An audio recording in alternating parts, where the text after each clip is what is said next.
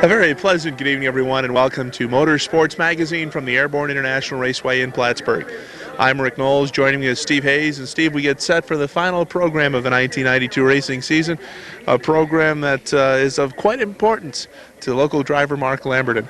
A lot of importance. He's only 10 points behind the 14 of Chet DeVarney Jr. heading into today. And, you know, Mark has a tendency to gather up points in a hurry, so I think Chet's in trouble. It's funny, talking in the pits, everyone said, you got to make DeVarney the favorite. I don't know about that. Well, you had a chance to talk with both drivers in the pits before the events this afternoon, and we'll show you those interviews right after our opening and before the evening events. That's not the only points championship that's on the line today, Steve, as the 25 car of Dave Whitcomb and the 45 of Brian Hoare battling it out for the International Series title. Well, I don't know about battling right now. I think Dave Whitcomb is almost home free in that division. It's pretty tough to believe Dave Whitcomb's going to have a poor finish, and that's what he would need. Also, the overall track championship in the Flying Tiger division with Lamberton and DeVarney, as well as a pretty tight battle in the late model sportsman division, although it looks as though Steve Miller is pretty safe holding off Dwayne Lanfear. Another one of those situations, Miller's probably going to have to crash rather early, and if it happens, I don't think it'll be the Double Zero's fault. Steve has a tendency to finish well. Also a battle going on in the street stock division between Tyson Drown and Dave Rotella. Interesting note, in warm-ups, Tyson Drown's car went out on a wrecker after being taken out by Joe Rotella, Dave's brother. I don't know if that was on purpose. It certainly looked it, but I don't know. Maybe things are heating up in that division as well. I didn't see the incident, so I can't comment on it. I saw it. I did know, right? I mean, I was too busy with those interviews you're going to see in a couple of minutes. But I will tell you this. There's not the greatest number of street stocks in the pits. And if you look at the difference in points, if there's not maybe a couple of more, it may not make a difference. Dave Rotella may only have to take the green for the feature to clinch it. Yeah, a lot of things coming on tonight on MSM, our final show of the 1992 season. You will see the final 24 laps from the International Series race, and then we'll show you the interviews with DeVarney and Lamberton. And I completely screwed this up, and we're going to redo it.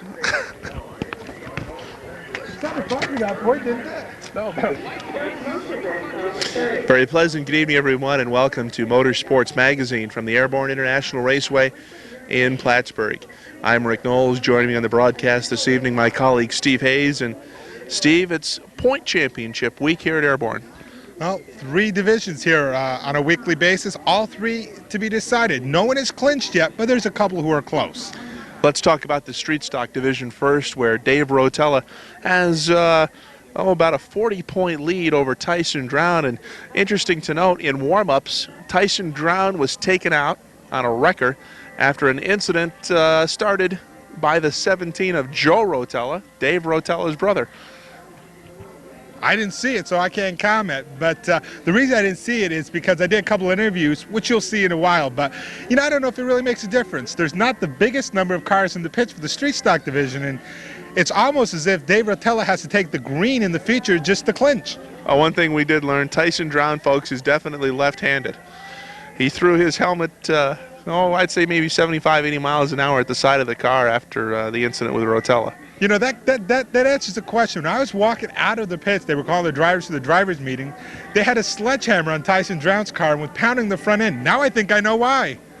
Also a very tight battle in the Flying Tiger division between Mark Lamberton and Chet DeVarney Jr. Right now, DeVarney with a 10-point lead over Mark Lamberton.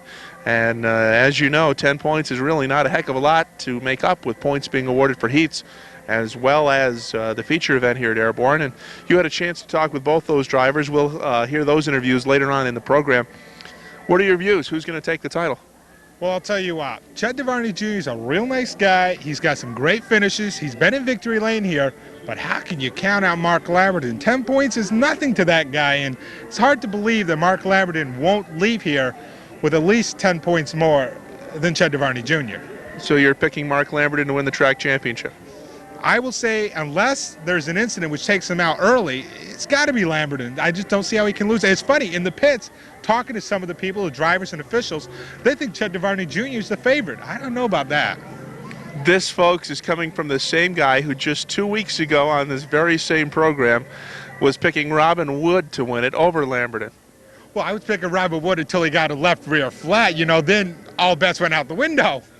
Tight battle in the late model sportsman division. Steve Miller with a decided advantage over the Dwayne Lanphier car, and really it would take a major upset for Lanphier to pick up the championship. It would probably take Dwayne Lanphier's fans with a BB gun hitting Steve Miller's tire not to have Steve Miller win this title. Miller, how can he not win it? He's got probably as good a finish as anyone else overall. I mean, he never gets a bad finish usually, and you certainly don't think he's going to falter the end of the year, do you? International Series is on the line. Dave Whitcomb with a good finish in the first 26-lap segment that we saw a couple of weeks ago. Brian Hoare had a bad finish, so it would take a miracle for Brian Hoare to catch Dave Whitcomb and win that International Series. Yeah, definitely a miracle. I just, again, do not see how Dave Whitcomb can lose it. He would almost have to crash at the beginning of the race and have Brian Hoare win it. And even then, I'm not too sure Brian Hoare would win it. It looks like it's Whitcomb's. What you'll see on tonight's show is the final 24 laps from that International Series race. Then we'll show you the interviews that Steve did with Mark Lamberton and Chet Devarney, and that'll be followed by all the qualifying events, semi-features, and features for all three divisions on the final MSM for the 1992 season. So stay with us. MotorSports Magazine is coming up next.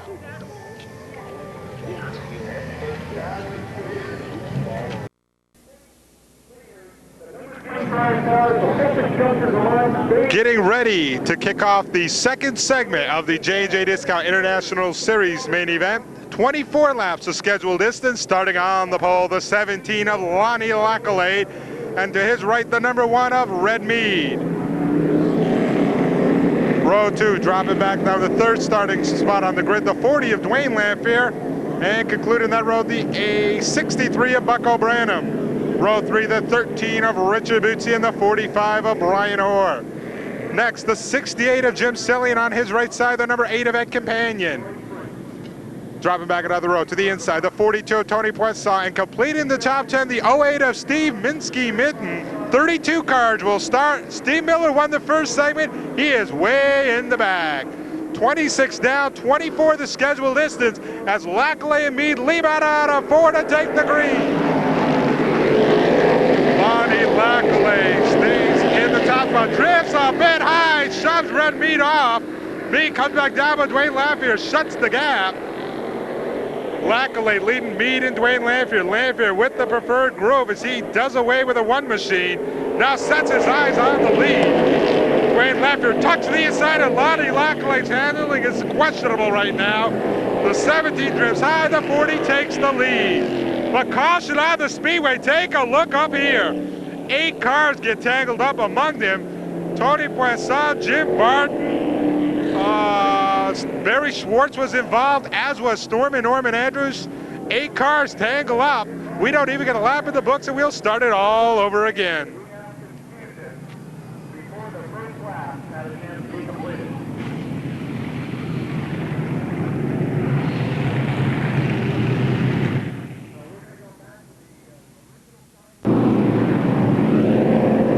Getting set to go back to green flag action, just taking a little extra time to make sure the track is well prepared for these 32 cars. Once again, Lonnie Lackalade and Red Mead will be in the front row. Dwayne Lanphier, Buck O'Brien make up row 2. Row 3, the 13 of Richard Bootsy and the 45 of Brian Hoare. Then Jim Sillian and Companion make up the 4th row. Drop it back to find the 42 of Tony Poisson, the 08 of Minsky-Mitten. Then the 75 of Pete Facto, the 91 of Wild Bill Fountain. 63 Tim Patinka, to his right side, the 49 of Mark Lanphier. The 32 of Jean-Paul Cyr, the 50 of David Gay. David driving his brother Norman's car. The 66 is, of course, Joe Thomas. Completing the outside of that row as they come off of turn 4. The 0 of Brent Dragon. Drop it back a little bit to find the 86 of Dennis Damaris, the 21 of Kevin Kezar. Then the 33 of Matt Cyr, the 99 of Roy French, the 39 of Danbury, Connecticut's George Bassett. The 80 is Mike Knapp, 76 Rookie of the Year in this division, Steve Rennedet. 92 Chris Durkee, 25 Dave Wickham, 00 of Steve Miller, the 52 of Barry Schwartz, the 2 of Norm Andrews, and being held up right now, the 57 of Jim Barton, just taking a peek to make sure that car is race ready. Good chance to tell you how they finished the top 10 in the first segment. Steve Miller picked up the win. He was followed by Dennis Demers, Dave Wickham, Brent Dragon, Phil Scott, Chris Durkee, Mike Knapp, Joe Thomas, George Bissett, and David Gay. Out of those 10, although they all started, one of them is not on the track, the 14 of Phil Scott, who was involved in that incident early on. Phil Scott has been retired to the pits. He has not made a reappearance. We'll keep an eye out as they've been given the signal, one lap, and they'll be let go. Once again, Lonnie Lacklade and Red Mead will make up the front row. Lacklade, he started the season kind of slow, but he has improved each and every week. The only problem this week, he's got some handling problems. He had drifted high the couple of laps they did get in. That's how Dwayne Lanphier got the lead, but of course a complete restart, and Lanphier is back to the third starting position. The cars bunch up on the backstretch. Once again, Lacklade and Mead are the two gentlemen who set them on their way. Look for Red Mead, the veteran, to try to get a jump on the young one. The veteran and the rookie come out of four. Lacklade gets loose, gets it gathered up, but Mead takes the lead. Low trouble, Lonnie Lacklade loops it around, and the entire field has got to dodge him, and somehow they manage. Lonnie Lacklade, his heart must have skipped a beat there as he spun from the pole, has not refired the automobile. Caution on the speedway. Lacklade has not refired. There is some sheet metal up there from the bang of that one iron behind him, but tough break for Lonnie Lacklade. He will go from the pole to shotgun on the restart.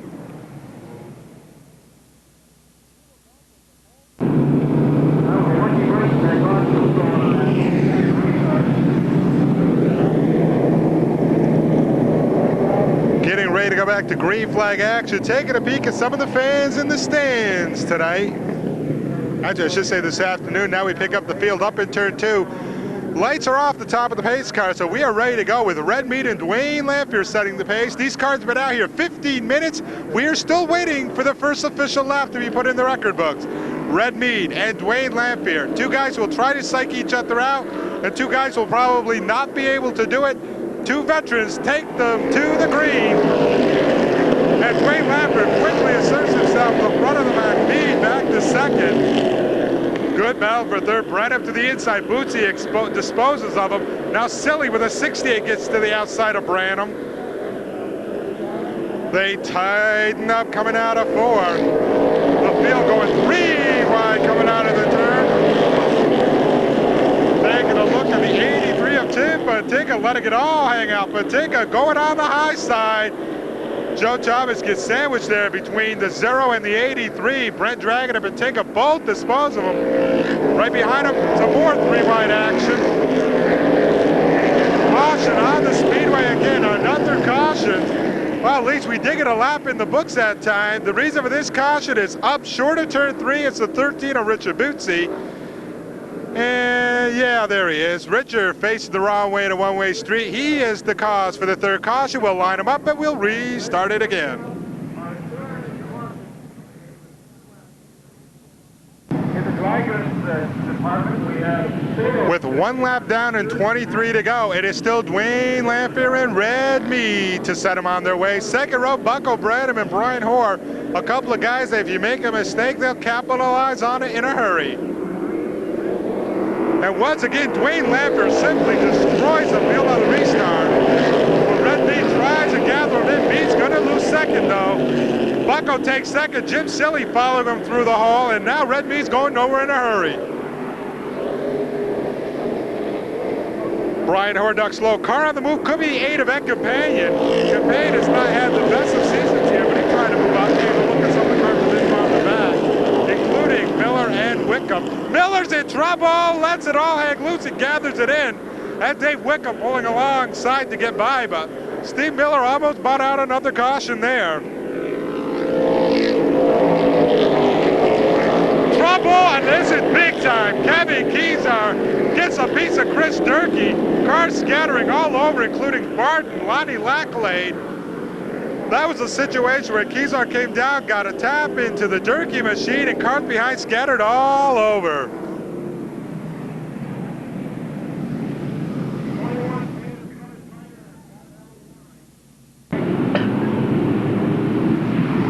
We're going to try this one again, fans. 3 down, 21 to go. Dwayne Lamper has new company in the front row in the form of the 63 of Bucko Branham. Brian Hoare and Jim Silly give it chase as they rev them up, coming out of 4, looking for the green. They will receive it, and Bucko is not going to let Dwayne get the jump he got previously. The 4 aforementioned cars real tight going through 4. Now Dwayne gets the lead coming out at 2.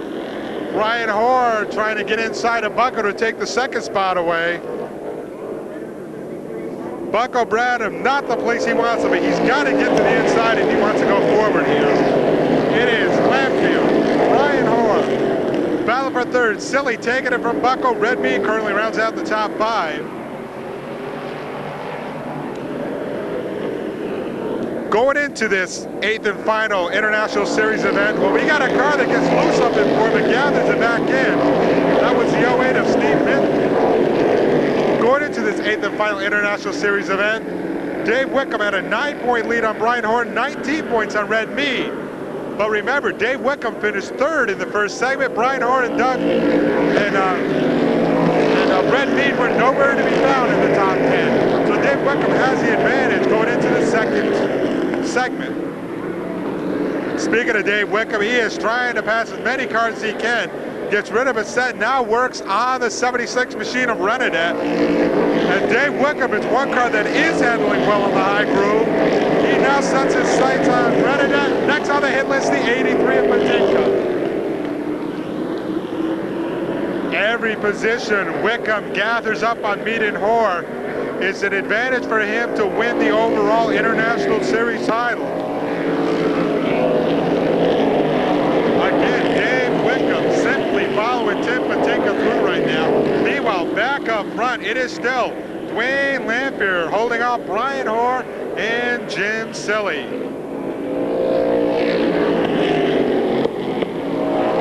Dwayne Lampier had the advantage of starting inside row 2 behind Lonnie Lackley. With Lackley spun that let him get up into the top row, and he has used it very, very well. But 2 guys you can never count out are Brian Hoare and especially Jim Silly. And those are the 2 guys chasing the 40. This trio has a good, maybe 16-car lead on the 1 of Red Mead currently in 4th. Jim Silly looks to the inside of Brian Hoare, but Brian Hoare shuts the door. Now Brian Hoare opens that door back up, and Jim Silly says, "Thank you very much." But Brian Hoare with the power going into the turn. Silly has the line. As they head into 3, you are going to see a mess up in 4. We will have another caution. There it is, Ed Companion and John Paul Sear involved. But you caught the tail end. There was about 3 or 4 other cars that also were involved. Well, we're going to line them up, try it again, fans. We have 10 down with 13 to go. 14.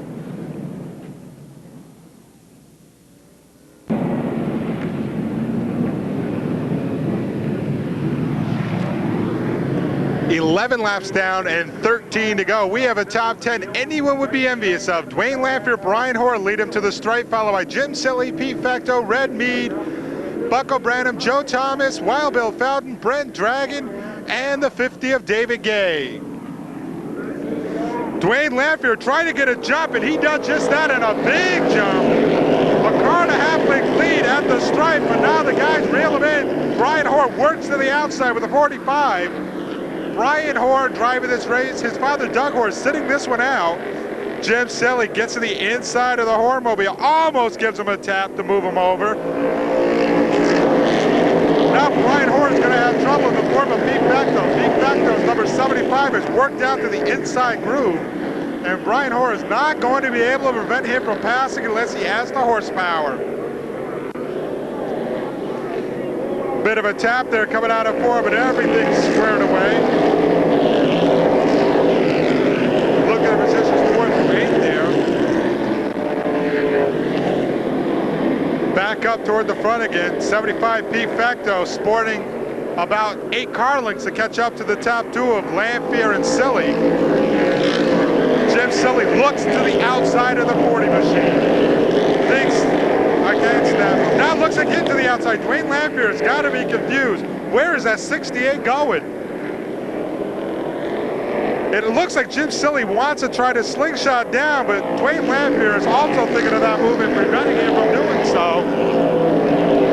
Dwayne Lamphere holds the perfect line, and Jim Silly is forced to look at the outside again. This time the door opens, but Jim Silly will not be able to capitalize on it. He was a little too far back that time. But I think Silly did indeed show his hand there.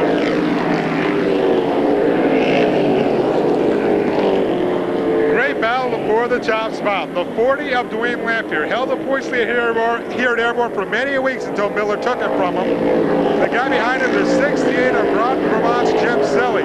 Multi-time feature winner and a guy who knows his track about as well as anybody. And these two cars are pulled away by about 10 car lengths. Now the door opens and Silly may have a chance, but no. Dwayne shuts it in a hurry. Dwayne Lamphere definitely left the back door open for the Silly machine that time. 18 down, 6 to go. The laps are dwindling down in a hurry. Barring a caution, if Silly has anything left, he better think about using it soon.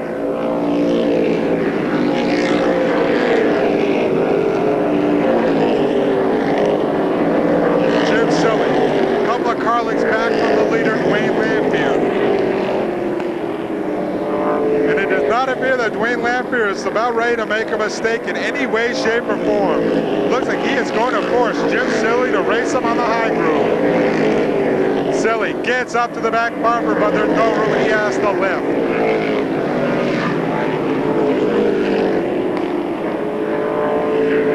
They come out of 4 once again, and where is Jim Silly going as he slides way up high but brings it back down? An entirely new groove for that automobile. In case you're wondering about the Whitcomb, Reinhorn, and Red Meat automobiles, well, there's trouble, as you can see now. It appears to be, well, don't do that. Car trying to cut in front there. It is the 63 of Bucko Brownham off the track. Hard to tell the car you're looking at here, as you cannot see the number at all from my vantage point. We'll take a caution. We'll line them up for a basically 3 or 4 lap dash for cash.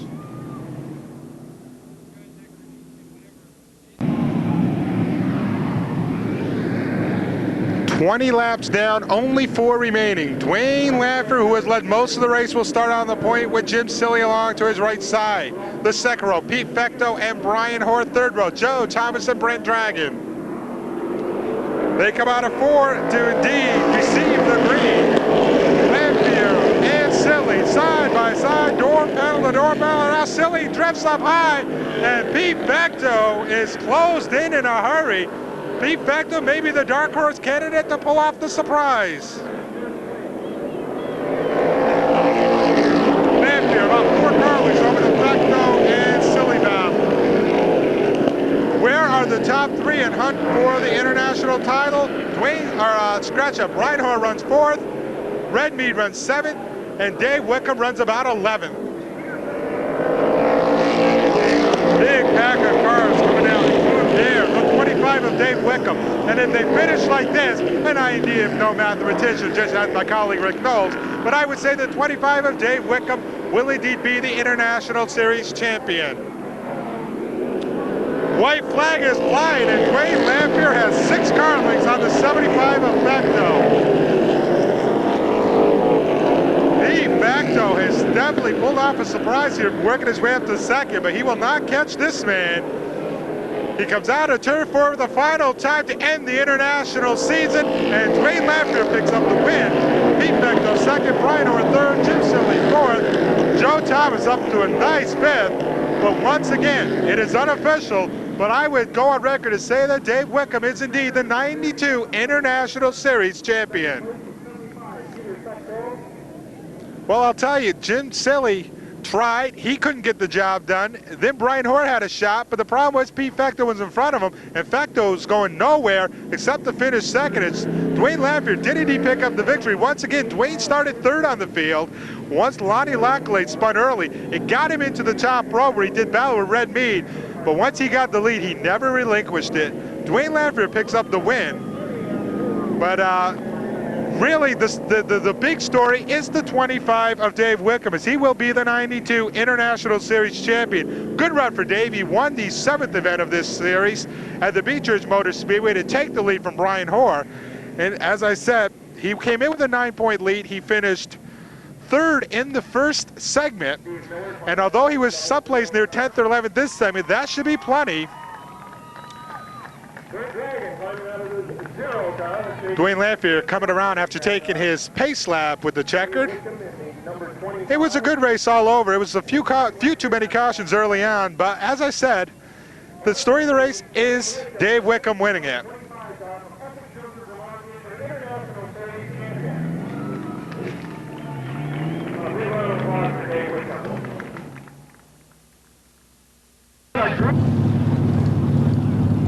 Joining me right now as we head into the final week.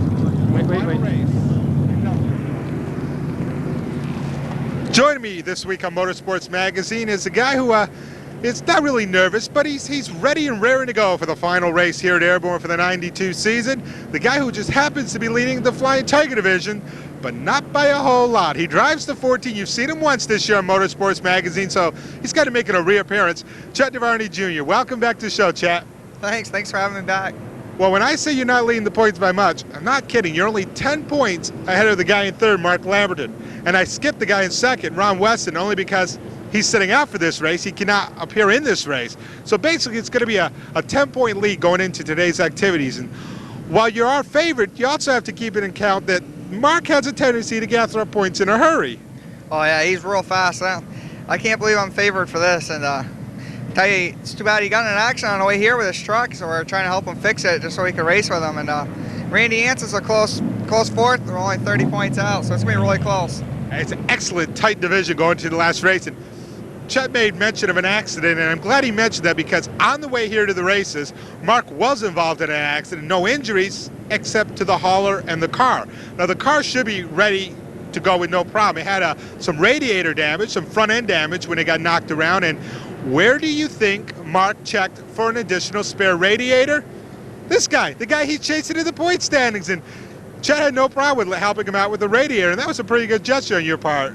Oh, we're all in the same boat here. You know, we all have a lot of money to spend, and it's supposed to be for fun. So, I mean, it'd be a lot more fun for me, a lot more fun for the fans who pay money to watch us race side by side. So it should be good and close.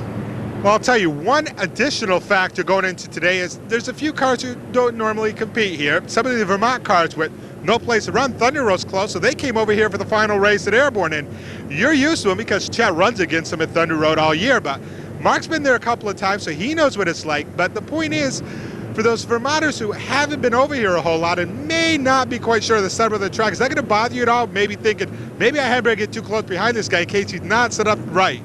Yeah, that's the problem. You got to worry about him spinning out in front of you on that. And it's hard just week to week racing with the guys here because, I mean, it's so close and it's so fast. And some of the Thunder Road guys might be a little bit slower off the jump, but I'm sure they'll get the setups by the time we race. If you don't think Chet's a nice guy just for helping Mark out, who's nearest competitor, at Thunder Road all year long, they have the favorite drivers poll. And basically you have to be, votes have to be purchased for you in order to get into the race. And you got quite a few votes this year, didn't you?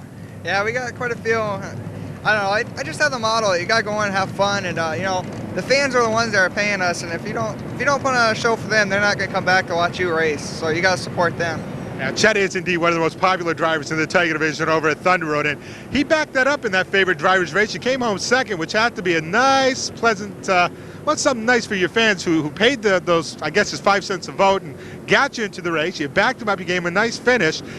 Now, let's talk about Airborne for a second because we are going into the last race. We may mention you're 10 points ahead. And basically, it's one of those situations where you can't start saying, well, if I finish a 1 or 2 positions behind Mark, I'm okay. You really have to finish in front of him. So overall, is there any special strategy you're thinking about using today? Anything you wouldn't normally use being this last week? Or are you just going out and doing what you always do? I want to go out and do what I always do. And I mean, there's a lot of pressure. I just hope none of us, you know, go out and get stupid on each other. But I mean, that's the last thing I want to do is just go out and hit Mark by, you know, being stupid or whatever. I just want it to be good and close racing and just go out and we'll do what we do, and whoever wins it, wins it. Now, something that the late model sportsmen have an advantage of is they have what's called an international series. It's somewhere they get to go to a couple of different tracks throughout the course of a year and have a different point system set up for them in that special event or a special series of races. And they get to go to like Thunder Road, Sonera, Airborne, St. Croix, all over the place. Is that something you'd like to see these Flying Tigers do? Now, first of all, the problem would be money-wise. It's got to be somewhere, it has to pay you to go to them. But would you like to have a series where you could go to, besides Thunder Road and Airborne, maybe Sonera a couple of times, maybe go to Oxford now that the tour is back there, a couple other tracks just to check it out? Well, I think that'd be a lot of fun. Good experience for us, for people that want to move up you need a lot of experience. It doesn't matter how much money you have or who's what, but the experience is where it pays off in the long run. Well, experience comes in handy because, of course, the late model sportsmen are the feeder division for the American Canadian Tour. But where do the late model sportsmen get their drivers from? The Flying Tigers. So obviously, the next question would have to be: are we going to be seeing you in an LMS series soon? Probably not next year. I'd like to stay in this division one more year. I'm having a lot of fun, and Jimmy Young from Thunder Road might be coming back and racing with us. I'd like to race with him one more year. I want to thank my guests and wish him luck going into the final race. 10-point margin, pretty much scratch, we'll call it, because I'm sure he's not going in thinking 10 points and how to win by less than that. Want to thank him for joining me. Watch for him next year and watch for him all over. Thunder Road, Airborne, wherever he competes. The driver of the red number 14 behind me, Chet DeVarney Jr. Thanks, Chet. Well, hey, thanks a lot. Thanks for having me. Thank you.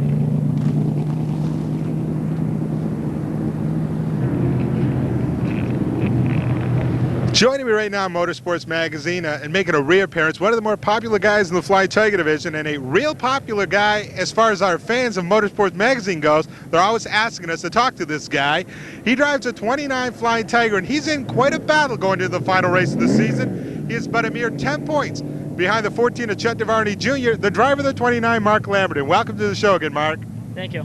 Well, I guess first of all, I will ask about the point difference. It's only 10 points. You're sitting in third. You pretty much have second wrapped up because Ron Wenson will not be appearing. But 10 points isn't a whole lot to make up on Chet. And I talked to Chet, and he figures it's not a whole lot of a safety margin. So basically, going out there and running the race, you always run and just get ahead of him and just try to finish as many positions ahead as you can. Yeah, I'm more or less going to go out there and run my own race and just run like I do any other Saturday night. If I win it, I win it. If I don't, I don't. Well, Chet may have one slight advantage going in. See, a lot of new cars are here from Vermont that don't normally run here.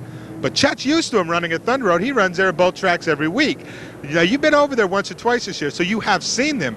But is that going to bother you getting behind one and saying, boy, I wonder if their setup is what I'd like it to be?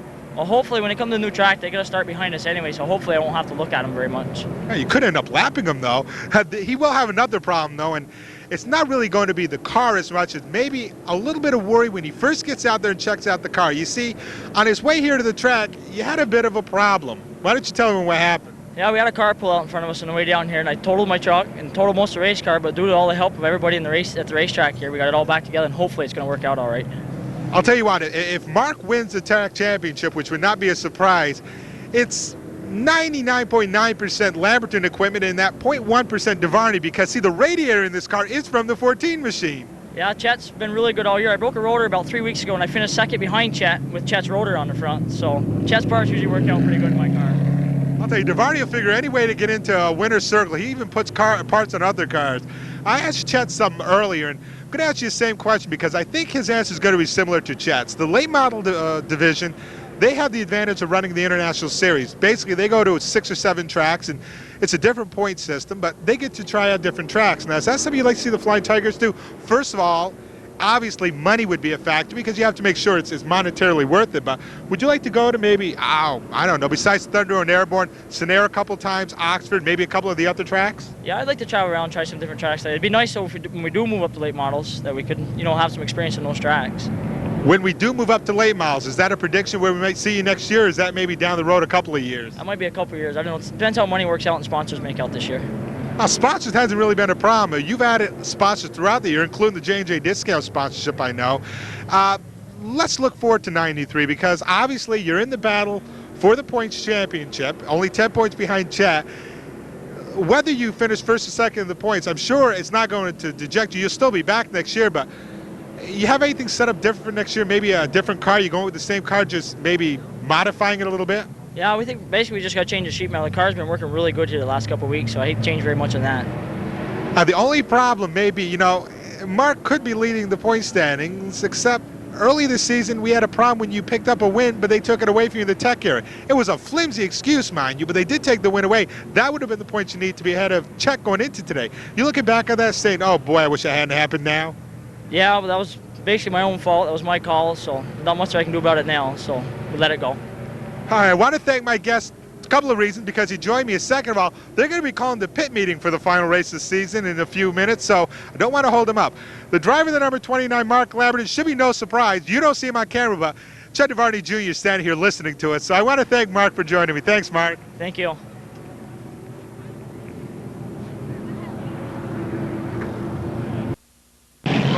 Flying Tiger action makes its way in the speedway. In the top spot, the 88 of Jeff Plunkett alongside the 94 of Brian Lockerbie.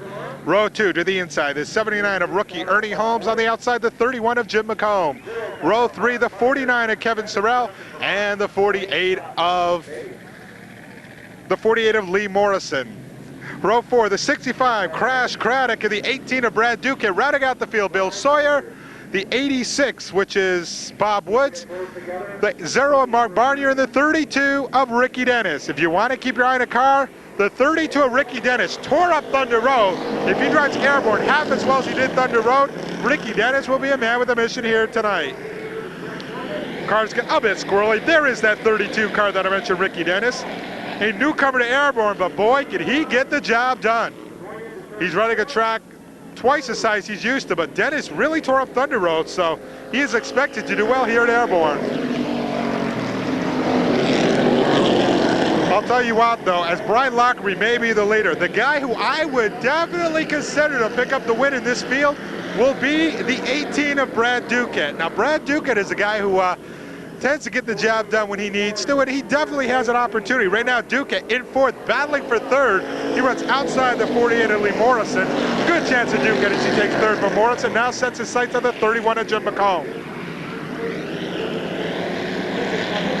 Duquette disposes of McComb. He is into second. The man he is chasing, the leader, Brian Lockerbie. Won't be much of a chase. There's the leader, and Duquette closes right in on him.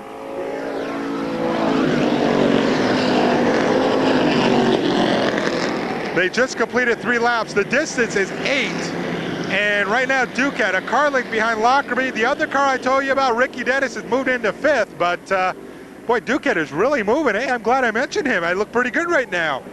It is Lockerbie leading Duquette as they come out of 4th. Duquette pulls alongside, no contest. But Lockerbie fights back. Remember, the inside groove, the preferred groove.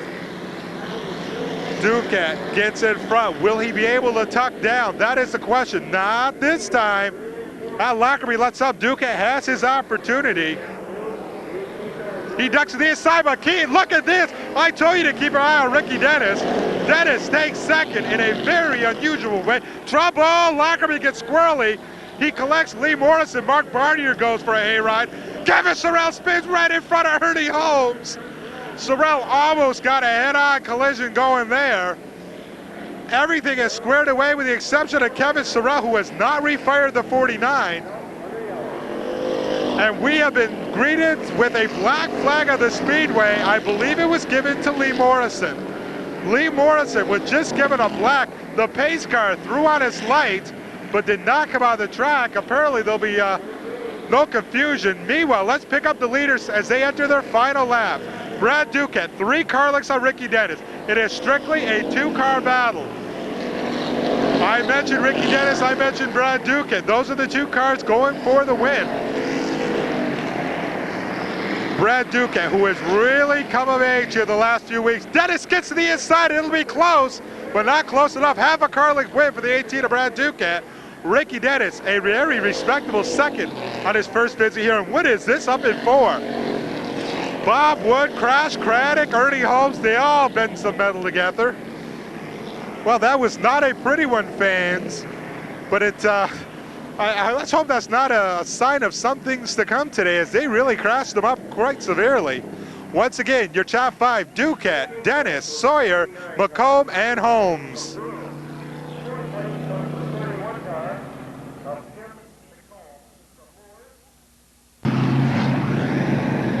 Getting ready for the second and final Flying Tiger qualifier. On the point, the 90 of Ray Claflin. On the outside, the 66 of rookie Mike Richardson. Row 2 to the inside, the white number 3 of George White and the 28 of Rocky Ron Klein. Row 3, Dave Foster and Eldred Hutchins. Completing the field real quick, Robin Wood, Randy Yance, Chet DeVarney Jr., Eric Williams, and Mark Lamberton. Remember, in the chase for the championship, DeVarney leads Lamberton by 10 points. As you saw earlier, I had a chance to talk with Lamberton and DeVarney, and I mentioned that a lot of Vermont cars came over. Well, what's not the case. As you can see, this is all the Flying Tigers we have in stock tonight. Good action up front. What is Dave Foster doing? Oh my, Dave Foster clearly went up to the right. Don't know if he got tapped. Well, Rocket, or I should say Ray Claflin, the guy who started on the point, just greeted the wall. It's a situation where there were 3-4 abreast, and Foster turned right into Claflin and put him in the wall.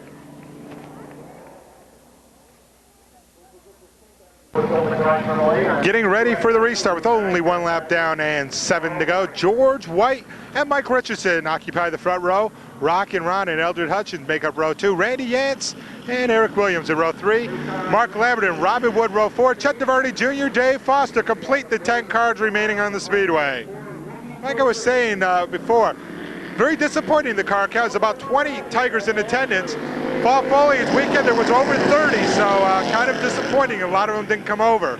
George White gets to the front from the pole position. Ron Klein working over the left side of Mike Richardson to take second. He does so with ease, but Richardson fighting back now in turn 3. Well, we got a problem here as Mark Lamberton and Randy Yance do the do-si-do. Both cars square away. Remember, DeVarney leads Lamberton by 10 points, but if something should happen to those two, the dark horse candidate is Randy Yance, only 32 points out of the lead.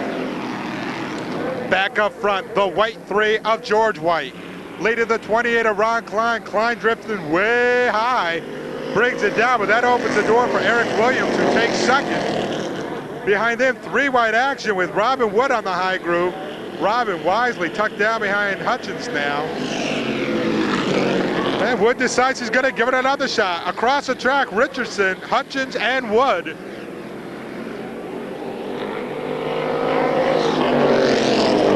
Halfway that time by, there is the DeVarney machine. Back up front, take a look at the battle for the top spot. No longer a battle. Eric Williams takes the lead from George White. Eric Williams, Rookie of the Year at Thunder Road. Eric Williams, Rookie of the Year here at Airborne. Gets both Rookie of the Year honors. Eric Williams is like Dave Wickham, though. He owns a garage, so it's not too difficult when you crash your car. Pretty good opportunity to fix it back up. It is Williams leading George White and then Ron Klein, your top 3. 2 laps to go, and once Williams got by George White, he opened the door a bit. 4 car lengths that time by.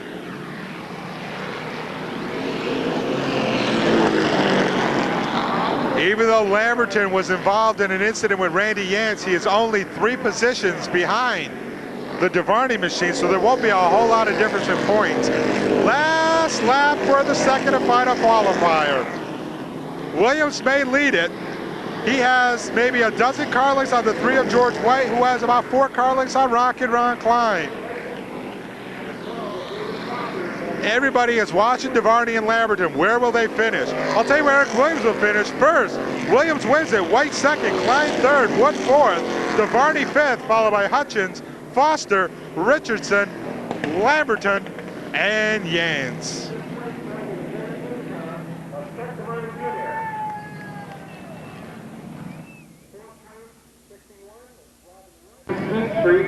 Getting ready for the first street stock heat of the day. On the point, the 55 of Bob Bailey alongside the 88 of Charles McNulty.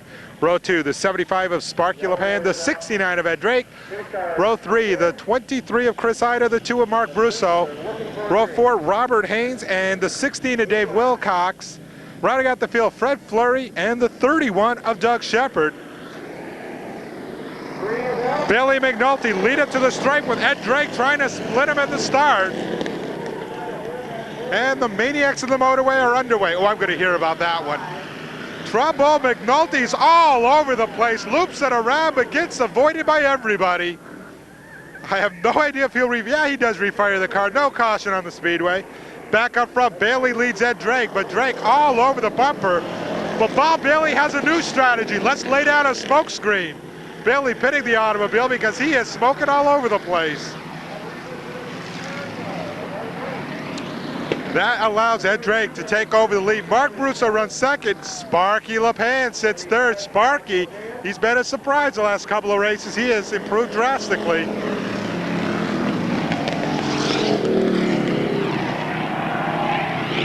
Drake leading Brusso, currently with the 23 of Chris Ida. The 23 of Chris Ida currently running fourth. He's got to get by Sparky LePan first. He's going to have an opportunity. Sparky drifts high. Ida gets to the inside. Meanwhile, here is the leader, Ed Drake again. Well, let's set the field real quick. Drake, 3 car lengths over Brusso. Brusso maybe a half a dozen over Ida, then Shepard, LePan, Wilcox, Fleury, and a very, very, very distant Charles McNulty. Halfway this time by, get a look at some of the cars coming out of Ford, not knowing which line to take. I'll tell you what, Doug Shepard found a line. He gets to the outside of Chris Ida, but right behind him, LePan gets loose. He gathers it in as the 31 of Shepard takes the third spot from the 23 of Ida.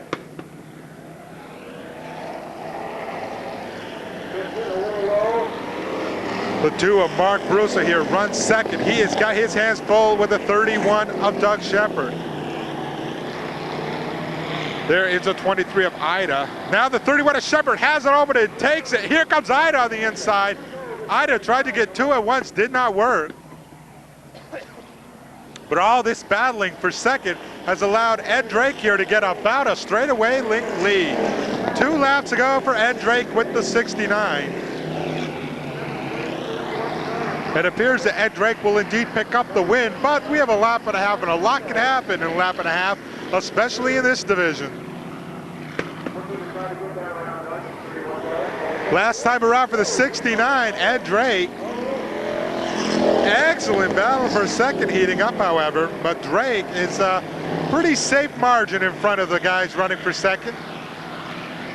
I know I'm going to hear about that comment calling these guys the maniacs of the motorway. Some of these street stock guys, I see them a lot. I'm going to pay for that one, fans. Checker flag honors bestowed on the 69 of Ed Drake. Here comes a battle for second as well. Doug Shepard clearly takes it. Mark Brusso's number 2 is third, followed by Chris Ida and the 7 of Fred Fleury. We are ready, willing, and able for the second and final street stock qualifier, starting on the point. The Van Gun sponsor 17 of Joe Rotella. Outside row 1, the 82 of Toby Ibersol. Row 2 should go to the 49 of Mike Bauscher. Outside, well, they're out of alignment here, so let's just call them the way they line up. Also in this field, the 53 of Dave Rotella, the 91 Banana Barge of Greg Paye, the 74, the purple 74 of Dan Benoit. Along his side, the red and white number 6 of Tyson Drown. Then the red number 90 belongs to Mike Rollins. The 14 is Steve Benoit. Sitting at the back, the 01 of Rob Clark Jr. And even farther back, the yellow number 19 of Randy Blake. Once again, in the points battle, Dave Rotella leads Tyson Drown by about 30 points or so. And remember what Rick mentioned at the beginning of the show, an incident in practice between Joe Rotella and Tyson Drown. I missed it, and I don't really think anything's going to become of it in all honesty, but we'll just keep an eye out. This is the high handicapper for this division. That's why a lot of the guys who have picked up feature wins are in it. Once again, let's look at the field real quick at the front. It is Joe Rotella and Toby Ebersol in the front row. Mike Bauscher and Greg Paye make up row 2. And then come Dave Rotella and Tyson Drown. So Rotella and Tyson, they're going to be very close at the start. That could prove very interesting.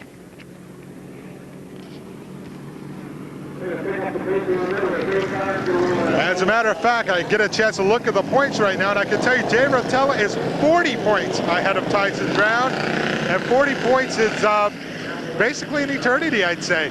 Dave would almost have to crash out of the heat. Tyson would almost have to win everything he enters. But stranger things have happened. Some speeding dry laid down on the track. The car sped up a little bit here to try to run it in. It's the time of year when you look at the side of race cars, a lot of for sale signs on them. A lot of these guys are either moving up in divisions or building new cars, and that's why they want to get rid of this equipment, not only in the street stock division, but in the Tiger and late model divisions. Looks like we're going to go green flag this time around. It will be Joe Rotella and Toby Ebersol to set the pace. A guy to keep your eye on, besides the two guys running for the title, Dave Rotella and Tyson Drown, might be the 49 and Mike Boucher. Over the past few races, he has probably been by far the strongest car with the Napa Legends Street Stocks, and all those automobiles are in the front half of this field. Rotella and Ebersol pick up the pace a little bit. Green flag is out. And very quickly, when Rotella gets the lead, Mike Boucher is glued to his back bumper. Trouble though, Dave Rotella gets a tap from Benoit and gets it squirrely. Oh my, Toby Ebersol, smoke coming out of the 82. Damage immediately on the start for Toby. Meanwhile, up front, Joe Rotella trying to hold off the hard-charging Greg Paye. Greg Paye started the season on fire like no one could touch him. He hasn't had any luck the second half of the season. These guys are really letting it all hang out. You know, now I live up to that Maniacs of the Motorway comment. These guys are really bumper banging. Joe Rotella leads him out of 4. And fans, Tyson Drown has pulled off of the track. It looks like he's going to resume the pack. But Tyson Drown may have some mechanical difficulties.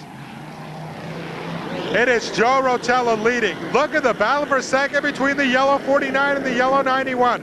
Boucher to the inside, Paye on the high groove. Steve Benoit's 14 hanging right behind him as they come out of 4 now. Joe Rotella says, guys, battle it out for second. That allows me to try to get a lead on you. Now Boucher goes to the outsider leader, Joe Rotella. Boucher's got some horsepower. Rotella can do nothing about it except stay on the inside groove. Joe Rotella not about to make a mistake, however, as he will come out of 4 with the lead halfway. He's led the first half. Can he lead the last half? Of course, any race driver will tell you they only have to lead 1 lap, and that's the last one. Tight battle up front. Rotella leads Boucher by half a car length, and Greg Paye's Banana Barge is right behind them both. Well, Tyson Drown is a half lap behind the leader, but Dave Rotella is only running 5th. So it's only 3 car lengths between Dave Rotella and the Tyson Drown machine. But as long as Dave finishes in front of Tyson, that's all he has to do today. Back up front, and why now? That's where the action is occurring. Joe Rotella's lead over Mike Boucher is a full car length with 2 laps to go. Hey, Mike Boucher may have been one of the hottest things of this speedway the last few races in this division, but I think Joe Rotella may have figured something out here. Mike Boucher tried inside, he has tried outside. He has done absolutely nothing to take the lead away from the 17 machine. It'd be a shame if Joe lost it now. He's led every lap as he enters the white flag lap. It is Joe Rotella and Mike Boucher running 1-2. And basically that is the battle to keep your eye on. 1 more set of turns. Joe Rotella is simply going to hold off the Boucher machine. Rotella wins it. Boucher right on his bumper for second. Steve Benoit third. The 90 will be 4th and 19 5th. What happened to some of those other names like Dave Rotella and Greg Paye and Dan Benoit on the final lap up in turn 3? They all come together. They lose some valuable points. Well, good run for Joe Rotella. He picks up the win. Getting set for the first qualifiers for late model sportsman here on the final day of the 1992 campaign at Airborne. Starting on the point, the 99 of Roy French, alongside the 17 of Lonnie Lacalade. Row 2 to the inside, Wild Bill himself in the 91, Wild Bill Fountain. On the outside, the 08 of Steve Minsky-Mitten. Row 3, the inside, the 42 of Tony Poisson. On the outside, the 83 of Tim Patinka. 71, Lester Amell Jr. 79, Jim Mason. The 80 is Mike Knapp. Other automobiles in this field, 36, Scott Carpenter, Bill Barcombe, Jeff LeClaire, and Arlo Cota. Lonnie Lacalade gets the lead early on. A couple of driver changes I referred about. The 8, Nuttek companion, Arlo Cota piloting it. Brand new, beautiful number 16 is Jeff LeClaire from the, well, somewhat famous LeClaire racing family out of Vermont.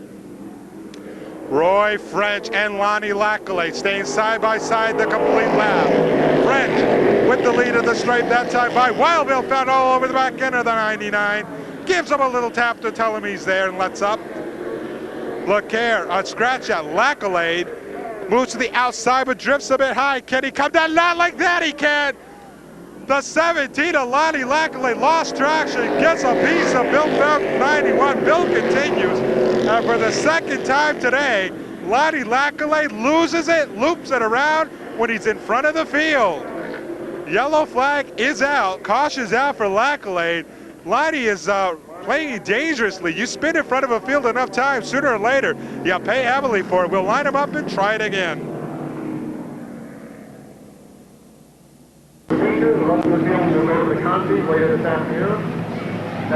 Getting ready to do it again with Roy French and Tim Patinka leading the way. Jim Mason, Minsky Min right behind him with Scott Carpenter and Mike Knapp rounding out the top 6 on the restart. French and Patinka come to the stripe with Patinka getting the lead going. Roy French gets into the 83.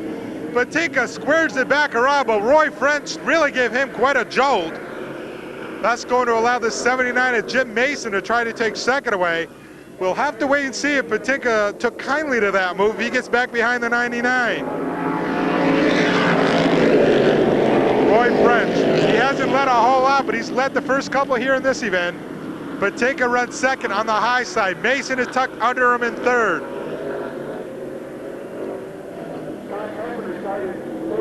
Well, now Mason has the opportunity as Patinka goes way high. Scott Carpenter's 36, which started the back of the pack, is moving up, as is the 80 of Mike Knapp, and why not? He is glued to Carpenter's machine. Now Knapp pulls to the inside.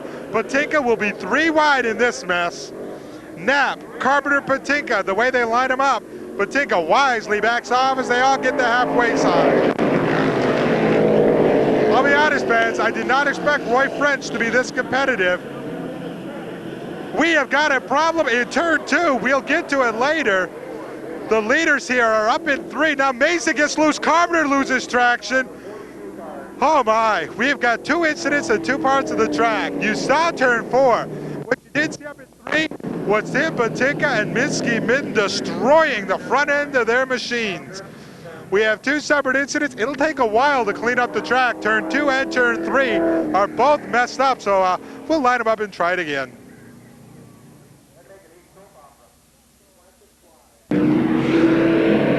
Five down, we are ready, willing, and able to resume this qualifier. Roy French and Jim Mason set the pace. The top 6 make it to the semi.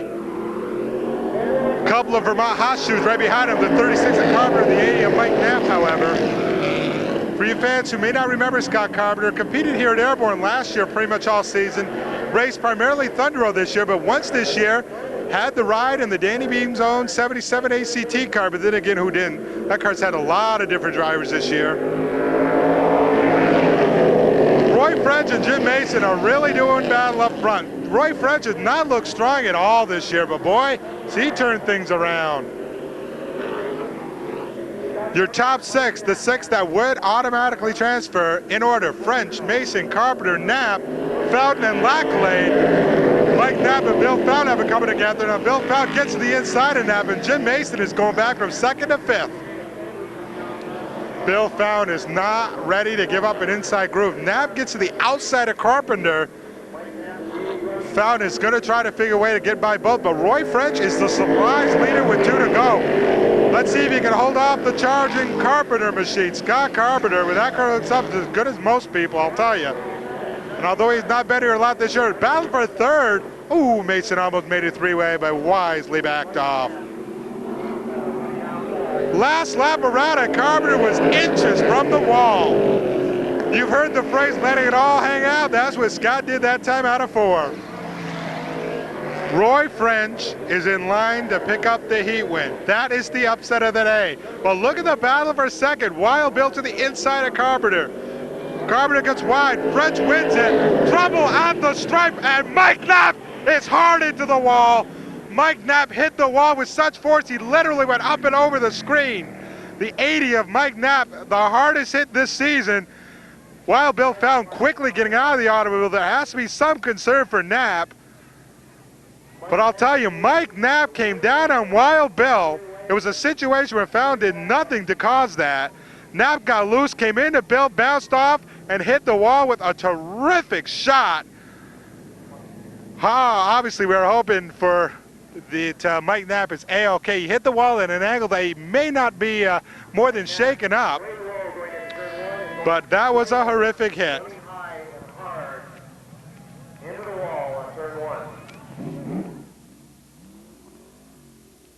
We have cleaned up the mess up in turn 1 from the incident with Mike Knapp, getting ready for the next qualifier for the LMS series. On the point, the 75 of Pete Fecto alongside the 57 of Jimmy Barton. Row 2, the 52 of Barry Schwartz, the 66 of Joe Thomas. Row 3, the 13 of Rich Abuzzi, the 63 of Buck O'Brien. Row 4, the 1 of Red Mead, and the 31 of Lance Furno. Dropping back another row, the 14 of Phil Scott and the 47 of Mark Graves. Shotgun row, the 39 of George Bissett and the 18 of Mike Bootsy.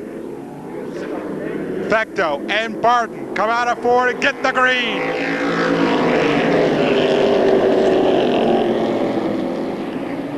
Pete Fecto pulls away from the rest of the cars. Barry Schwartz slides into second, but Pete Fecto has an early lead. Schwartz second, good battle for third, Branham and Barton. Barton is stuck on the high groove. Don't know if it's handling or if he just hasn't had an opportunity to pull down. Now Furno goes under the 57 machine. Jimmy started second, he's already 5th after 1 lap. In the International Series event you saw earlier here on MSM, official first, second, and third finishers. Third went to the 66 of Joe Thomas, second to the 0 of Brent Dragon, and Steve Miller's double 0 picked up the overall honors for the victory. Joe Thomas looks at the inside of Barton, but then he looks at his inside and sees Phil Scott take a position. Back up front, Lance Furno, a charger through the back. He disposed of Schwartz. Furno is second with his sights set on leader Fecto. One car already out of this. You may see him up in turn 1 when we scan through the field. The 13 of Bootsy, as they took the green, Richards simply pitted the automobile to the infield.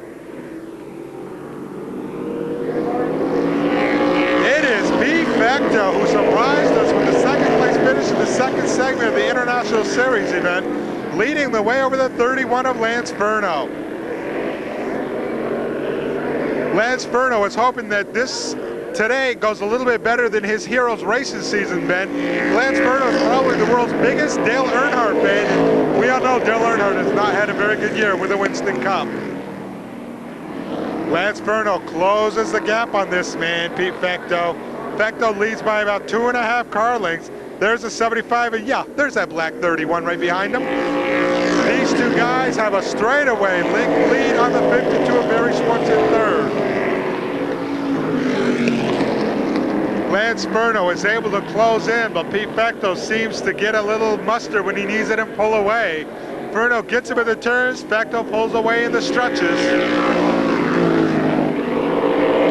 Case in point, Lance Furno reels into 75 of the turns, but as they exit turn 2, yeah, there's that Pete Fecto car pulling away. To go this time by, 1 mile remains for Pete Fecto.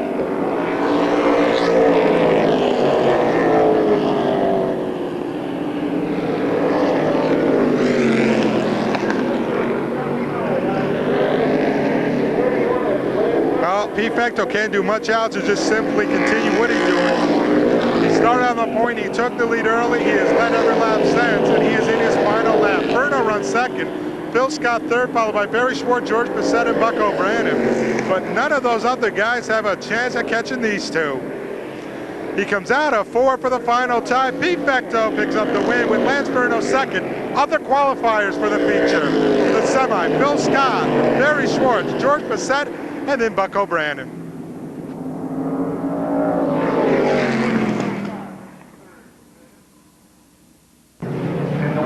Getting ready for another late model sportsman qualifier. Dennis Demers and Jim Silly start on the point. There are some other top drivers in this field. We'll get to them here as they come off at turn 4 to be greeted with the green. Silly half a car length lead on Demers heading into the turn. Demers stays on the inside, right behind him the 50 of David Gay, the 9 of Danny Bridges. the other competitors in this event. John Paul's here, Steve Reddit, Brent Dragon, Brian Hoare, Dave Wickham, Norm Andrews, Steve Miller, Dwayne Lamphere, Billy Holbrook, and Matt Sear. Back up front, David Gay borrowed his brother's car and he's making it work. He takes second from Silly. Dennis Demers, meanwhile, still leads these two.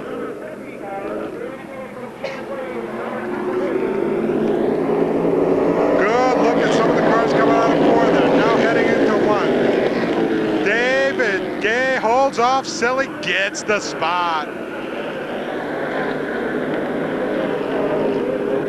Silly now tucks behind the 50 machine, gives him a little bump, no harm done there, just telling him he's right behind him. Right behind these guys, the 9 of Dan Bridges, a 0 of Brent Dragon. Dragon now goes to the outside, the power plant, maybe a little stronger there. Also involved the 32 of Jean-Paul Sear, and how about the 76 of Rookie of the Year, Steve Reddit. Reddit cuts and turns sharp, trying to get position on Sear, nothing doing. Reddit may have the power, but he doesn't have the track and the ability to get by because there's no room for him. Here is the 0 of Brent Dragon. Dragon currently runs fourth. Everyone gets the halfway mark that time by. Now Silly trying to get the measure up on David Gay.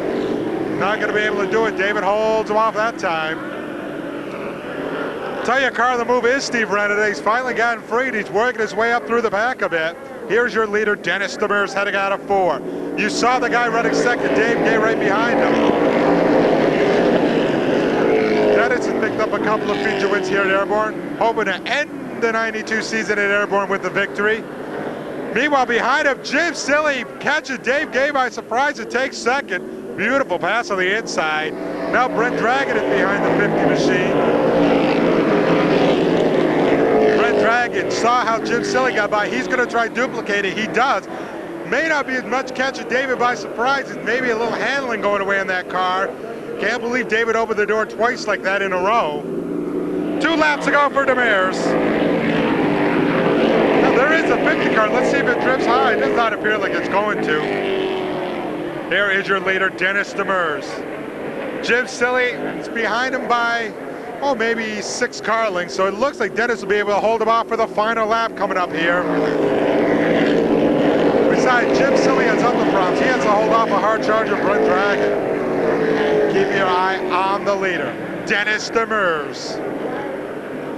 The guys in the points championship are in this event. Dwayne Lamphere is 1 car position ahead of Steve Miller. Demers wins it, Silly second, Brent Dragon third, Dave Gay fourth, followed by Steve Reddit and Dwayne Lamphere for the final transfer position. And that means Lamphere qualified for the semi and Miller doesn't. Time for the Flying Tigers. On the point, the 31 of Jim McComb alongside the 18 of Brad Ducat. Row 2, the 39 of Bill Sawyer and the 86 of Bob Wood. In row 3, the 3 of George White, the 28 of Rockin' Ron Klein. Row 4, the 37 of Eldred Hutchins, the 61 of Robin Wood. Row 4, 14, Chet DeVarney Jr., 77, Eric Williams. Shotgun row, the 32 of Ricky Dennis and the 0 of Mark Barnier. Something to remember, DeVarney's in the semi, Lamberton isn't. That means extra points for DeVarney. Brad Duquette gets the early lead. Duquette won his heat. He loved to pull off a triple crown here today. But hang on, Bill Sawyer goes to the inside of McComb. McComb shuts the door. George White nearly gets by the 39. One guy going nowhere in a hurry, the 28 of Ron Klein. He is way up high, going to the back in a hurry. A bit of a bump. Ricky Dennis and Mark Barnier come together. George White is really moving up in a hurry. He is already up to second. The only man between him and the lead is the 18 of Brad Ducat. Once again, I stress the fact DeVarney entered today 10 points ahead of Lamberton for the championship. DeVarney is in the semi. He'll get some points. Lamberton did not qualify for the semi. And if you saw the interviews I had with these 2 drivers earlier, you know that technically, DeVarney and Lamberton have a bit of a bond. It is DeVarney's spare radiator in the 29 machine today. All right, back up front. Brad Duquette has his hands full trying to hold off the 3 of George White. Also involved the 37 of Eldred Hutchins. You may not see him here, but he's right behind him, believe me, fans. Yeah, like I said, he's right behind him. There he is. It is Duquette, White, and Hutchins with 4 down. So still a lot of time for guys to move their way through. DeVarney trying to pick up as many points as he can. Is up to 5th. Also, the guy who, the long shot candidate to win the track championship of the Tigers, Randy Yes, also did not qualify. That pretty much eliminates him from winning the title, probably. Halfway that time by, White has got to the inside of Duquette. Eldred Hutchins trying to follow George through a hole, but Brad Duquette is not letting the hole open up. Well, now he does. He didn't give it away easy, though. Duquette drifts up high. Eldred Hutchins gets a position, and now Robin Wood is on the back bumper of the 18 machine. George White, your new leader. Eldred Hutchins sets his sights on him, followed by Duquette, Wood. Eric Williams has passed Chet DeVarney to knock DeVarney back to 6th. Mark Lambert is probably in the stands in the pit saying, knock him back the rest of the distance, guys. It is still George White leading Eldred Hutchins, but Eldred Hutchins is not about ready to give up. Hutchins looks to the outside, not able to make any sort of a move, so he ducks right behind the 3 again. As you can see, coming out of 4th, the guy in 3rd is the 77 of Eric Williams. He did that by virtue of passing 3 cars in 1 turn. I'm not kidding, fans. He did it.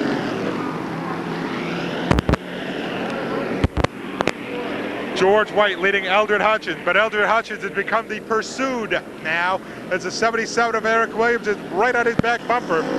White flag is out. Williams looks at the inside of Hutchins. Hutchins shuts the door. Now Eric Williams has the door open up again. He'll take 2nd. Hey, could he win this? Well, he's got 2 turns to negotiate. Doesn't look like he'll get by George, however. No, he won't. George White picks up the win. Eric Williams 2nd. Eldred Hutchins 3rd. And fans, the battle for 4th was close between Duquette and DeVarney. Those could be crucial points if DeVarney finished 4th or 5th. Remember, he only was ahead by 10 coming in.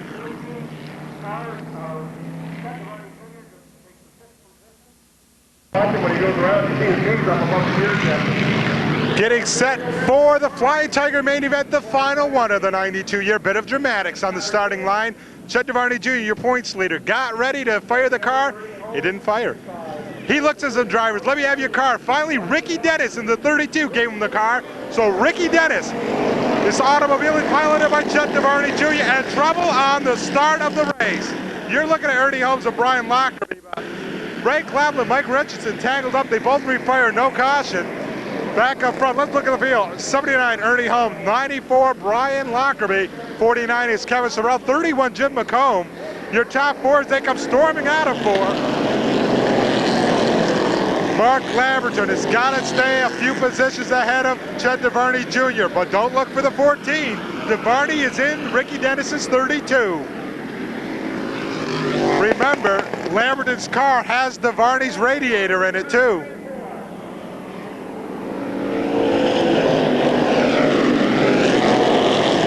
2-3 wide action. Mark Lamberton passing him like all the other cars were standing still on the outside.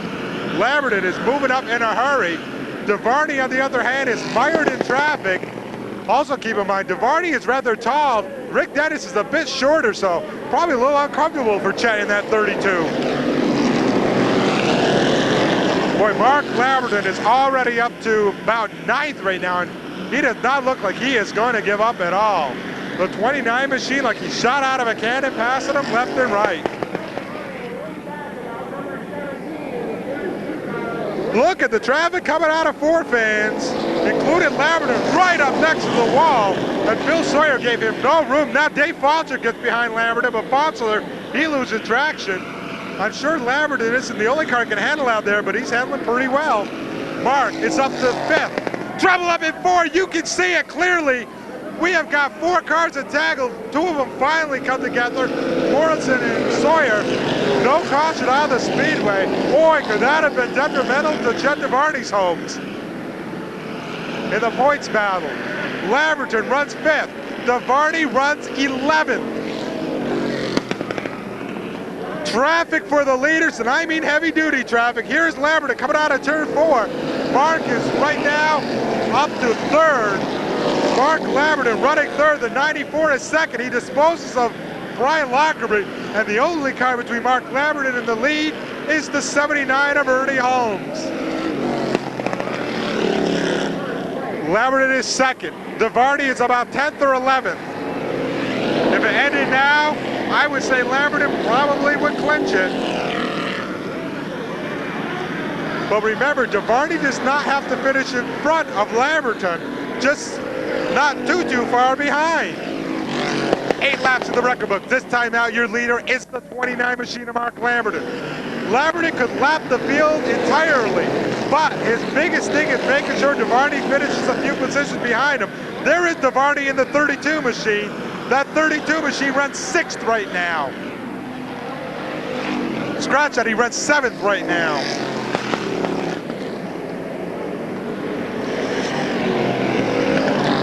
All right, keeping a look at Chet DeVarney Jr. in an unfamiliar automobile here on the final day at Airborne. Doing very well for himself, getting to the inside of a 3-way sandwich. Your top 5, let's line them up real quick. It is Lamberton, White, Holmes, Lockerbie. And then, well, Duquette and Lockerbie, as they tangle together coming out of 4. Abby DeVarney has lost a position or 2 in this mess. Chet DeVarney is in all sort of traffic. You can clearly see it. He is losing positions. He's thinking about going 4 wide. He wisely backs off, but he loses 4 more positions in doing so. If they had radios in these cars, Mark Lamberton would be ecstatic right now. Mark is probably looking over his left shoulder when he comes out of the turn to try to spot the car. But remember, does Mark Lamberton realize that Chet is in the 32? Lamberton may not know there was a driver's replacement. It happened on the starting line.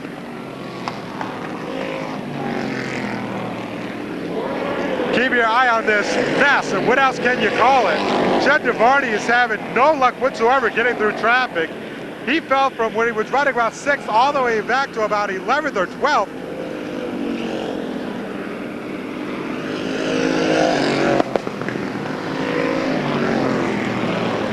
All right, Chet DeVarney is 11th. Count the cards real quick. Chet DeVarney is running 11th right now. 10th is he gets by Lockerbie. 9th if he can get by the 79, but Holmes goes wide. Boy, DeVarney's had no luck whatsoever today. At least not in the feature he hasn't. Black flag coming out for the Ray Claflin machine. Meanwhile, Mark Barnier is looped it in 4. No caution on the speedway. Boy, could Chet DeVarney Jr. use one. Keep it focused on DeVarney in Ricky Dennis's 32. Once again, he took the ride on the starting line with the 14 would not fire.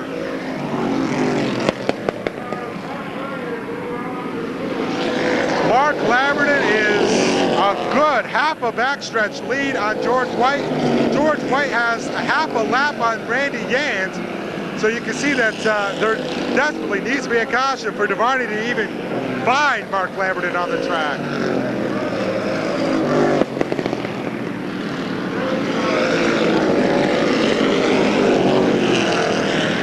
Now DeVarney trying to get rid of some traffic and make up some positions. DeVarney is up to 8th position. Lamberton leads. DeVarney is 8th. I cannot tell you how far he has to finish up because I don't have the point structure in front of me. But I'm going to go on record and say he probably has to get at least a couple of more positions.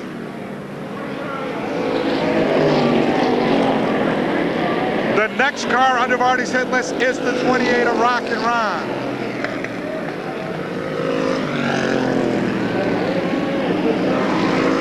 We are under 2 laps, a lap and a half to go, and Chet DeVarney Jr. is going to have to do a miracle to get past some cars. You are looking at the leader and maybe about to be track champion, Mark Lamberton. If you haven't watched the show lately, you say, well, what about Ron Weston? We haven't mentioned him. Well, a couple of months ago, Weston was involved in an incident at Thunder Road, which set him out for this final series of races. He basically loses the track championship because he cannot race to prevent it. Well, Mark Lamberton wins it. That I can assure you. White is second. Randy Yance comes out to be third. Fourth goes to Hutchins, fifth to Wood, and Chuck DeVarney was eighth. Lamberton wins. DeVarney is eighth. We'll wait for an official word. But boy, oh boy, Lamberton may have just got himself a track title. You have to wonder, though, if DeVarney had his own car, maybe he could have moved through traffic a little easier. He was in such deep traffic with the car he was unfamiliar with, you had to figure that weight on him a little bit. He was not going to catch the Lamberton machine, barring a caution. Lamberton easily had this field covered, but he did not have to pass Mark. He had to finish not too far behind him. Now, we'll have to wait and see what happens. All right, once again, Lamberton will win it. It's his third or fourth of the year. That's not the surprise. He's expected to win a lot of weeks when he comes here. But remember, let's stress this once again. Don't mean to be redundant. Coming in today, DeVarney had a 10-point lead on Lamberton. DeVarney was in the semi. He got points. Lamberton was not. I don't know the difference in the point spread going into the main event. But Lamberton gets the 50 points for winning. DeVarney was eighth, and I'm not sure if that was enough. Well, judging from what everyone is doing on the track, I would venture to say DeVarney has captured the track title. DeVarney is going crazy, and we look at scoring, and yes, they tell me Chet DeVarney Jr. is the 92 Airborne Flying Tiger champion. I am sure that the semi-feature did not hurt that. Lamberton wins it. He won't be far behind, but Chet DeVarney Jr. clinches the 92 Flying Tiger champion in a borrowed car.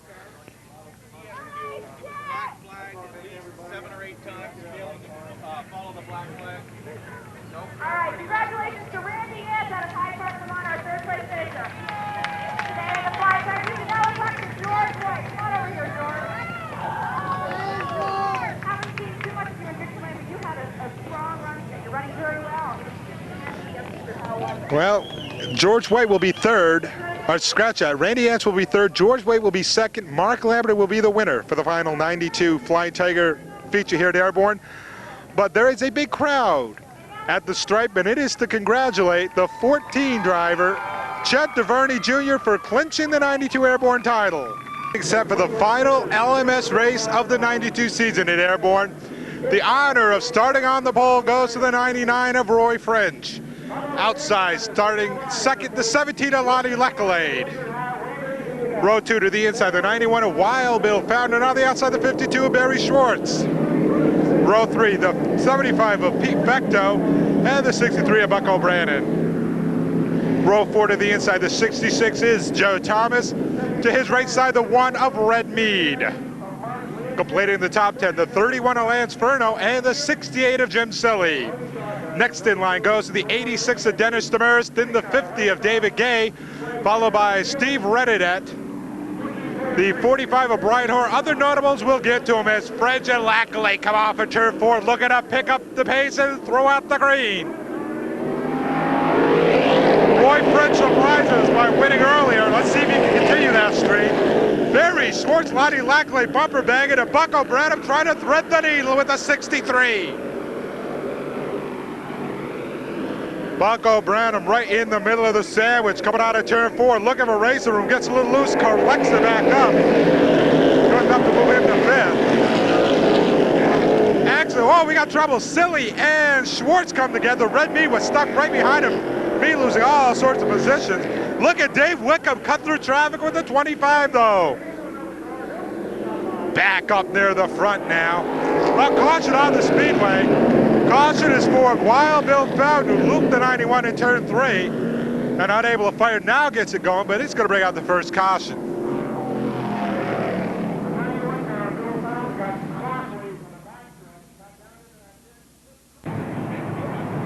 Lights out on the base car, you'll be going in momentarily.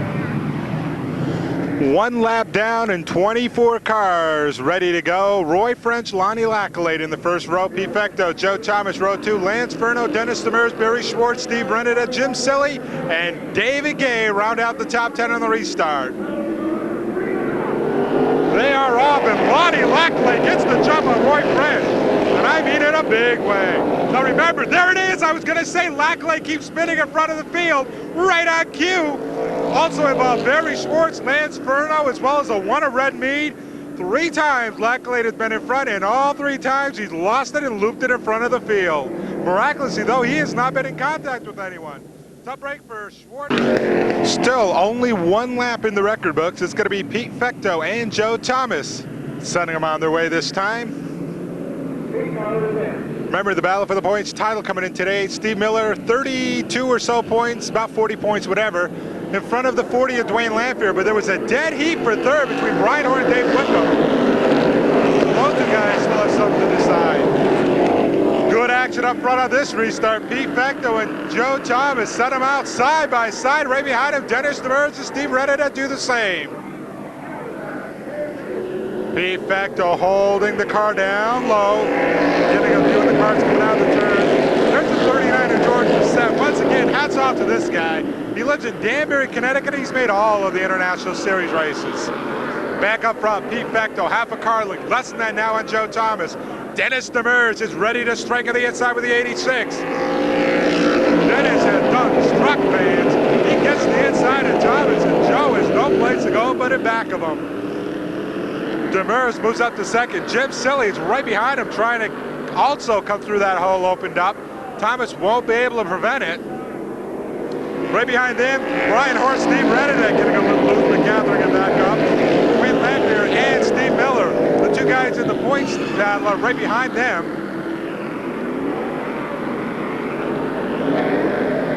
Now Brian Hoare gets to the inside of Rookie of the Year, Steve Renetta. Renetta won't be able to hold him off. However, the power plant may do the job. While Brian Hoare has that preferred line, Steve Renetta's got some horsepower. He's able to stay even with the 45, but it may be a matter of time. Also moving up, you can see him right there in the back, the 00 of Steve Miller. Steve Miller is definitely wanting to get to the front in a hurry. And if you look right next to him, right in front of him, the 40 of Dwayne Lamphere, if he can finish that close to Dwayne, he'll clinch the title. Boy, look at this battle. Brian Hoare, Steve Renetta, Steve Miller, and Dwayne Lamphere. Those 4 guys just do not refuse to get separated.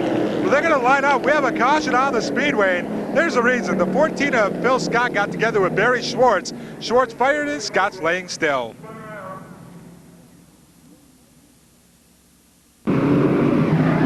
Six down, the top 10 of the upcoming restart. Fecto Demers in the front row. Silly and Thomas row 2. Brian Hoare, Renetta row 3. The 2 guys in the points battle. Dwayne Lamphere, Miller row 4. Whitcomb and Dragon round out the top 10. Pete Fecto gets a nice jump.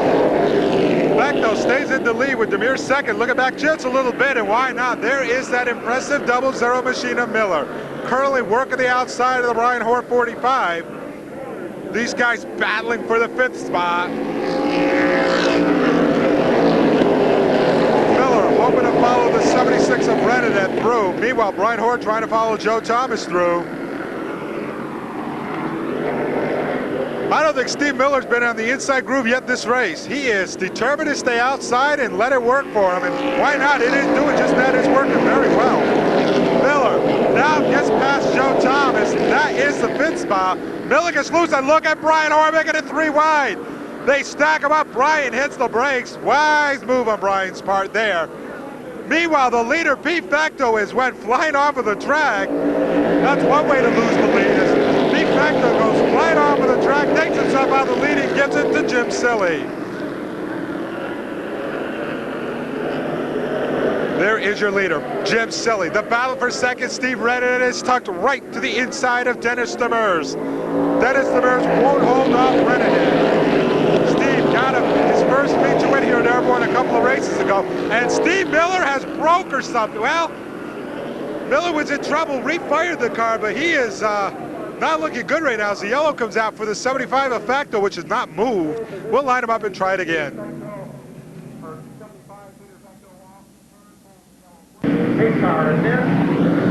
Getting ready for the restart. If you don't have a 6 in your number, you're not in the first 2 rows. Jim Silly, 68. Steve Renetta, 76 in the first row.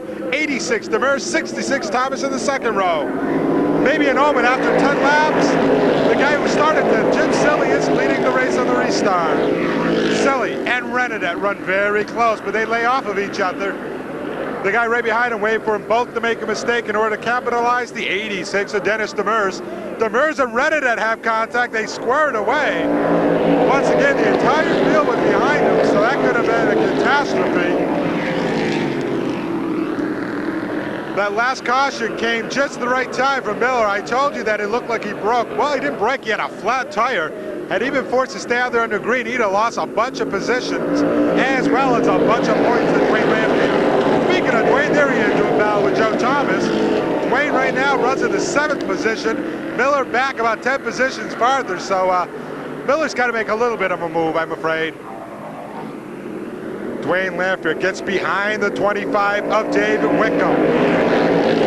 Dave Wickham, an awful tough competitor here in Airborne. Wickham has his sights set on the 0. Brent Dragon trouble. Dwayne Lampkin found a way past Wickham. He spun him around. Dwayne Lampkin tucked his inside corner of Wickham's 25 and took him around, and we have got all sorts of trouble. Look up in 3 and 4 fans, and Miller is in it. A tire went flying. I don't know whose it is. Cars involved: Joe Thomas, Red Me, Dave Gay, Phil Scott. Points leader Steve Miller. The 91 of Wild Bill Fountain. Once again, a tire flew off a car. Probably it's Thomas's.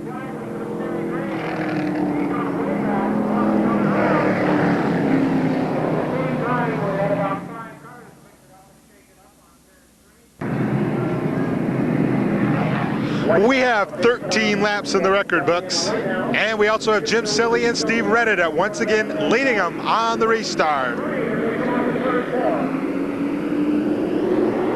Heavy hitters behind the 2 leaders, however. It's take nothing for granted here. It's anybody's race. Steve Reddit trying to move his way down. Demers gets loose. Hey, I got news for you fans. The car on the move is Brent Dragon. You're looking at the leaders here, but look back at Brent Dragon is really shot up on that restart. He is making a move in a big way. It is Silly Reddit and then the Brent Dragon machine. Brent may have been playing possum there for the first half and catching everyone a little bit here, as he has definitely shut up with the restart with a great start. Brian Hornock gets to the inside of Dennis Demers. Dennis Demers may be having some handling problems now, as he is getting a little loose when they keep him high. Right behind Brian, the 40 is Wayne Lamphere. Now back up front, it is Silly, followed by Reddit, and then the 0 machine. Brent Dragon, son of legendary Vermont competitor Harmon Beaver Dragon. Tell you what, if he drives this race half as well as his father drives the Tour, he's going to win this one for sure. I'm probably going to hear about that comment too. Anyway, we have Jim Silly still leading the way, and it's one of those situations where everyone behind him is doing battle, so it's allowed him to have a pretty easy lead. Right now, he's not getting as much pressure from Reddit because Reddit has to worry about the 0. Oh, but he opens the door up, not paying attention, and Reddit almost capitalized. You know, Jim, I know you got the lead, but you got to look in your mirror occasionally, buddy. Brent Dragon looking at the high side, thinking maybe that's the way past the 76 machine. Again, Reddit tucks his nose underneath Silly, and Silly quickly shuts the door.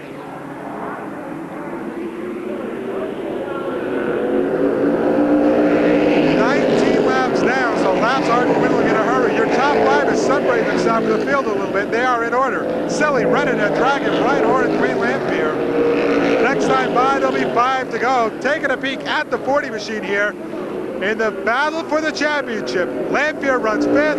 Miller runs 11th. 5 to go for Grunt Vermont's Jim Silly.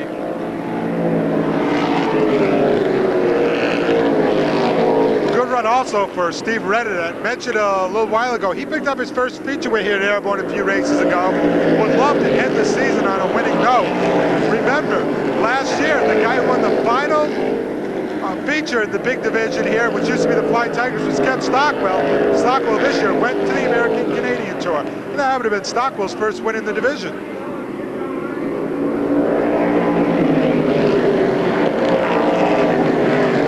Your top 3, front nose and tail, Silly, Reddit, and Dragon. Steve Reddit has not even considered going to the outside to try to pass the leader. Probably a good move, and Dragon would probably get him if he did. 2 to go this time by. If Reddit or Dragon have anything left, now's the time to show it. But Vermont's Jim Silly looking to bid up another feature win here. He's looked good all day long. And he starts his final lap of 92 here at Airborne.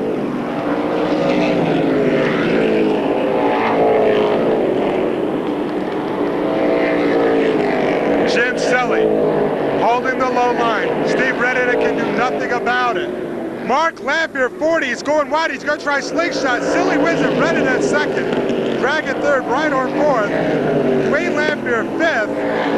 Billy Holbrook up for sixth. But in the battle for the title, Dwayne Lampier finishes fifth, and Steve Miller was about 10th. That's not going to be enough, I'm afraid, as Steve Miller, I would imagine, will indeed be crowned the 92 late model sportsman track champion at Airborne. I'm getting a peek at the 00 machine right here. You know, Steve Miller has a streak going. Last 2 years when these guys were considered Flying Tigers, he won the track title. This is the inaugural year of the late model sportsman, and it appears that Miller has backed it up again. He really has an affection for this track here, and well, he runs very well. Miller pulling right up behind, actually tapping the 0 Brent Dragon. Brent had a very good day in his own right, finishes second or third in the International Series for the day, so he had a good day also.